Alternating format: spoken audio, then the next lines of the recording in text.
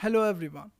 For double space in Google Docs, first select your text or paragraph and from toolbar click on line and paragraph spacing. Now from menu click on double.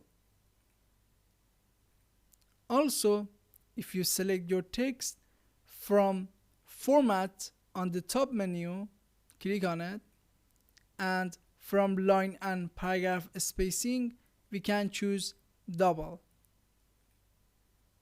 And please remember, if you want to select all your text and in your document, use shortcut Ctrl plus A for Windows and Command plus A for Mac, and after that you can choose any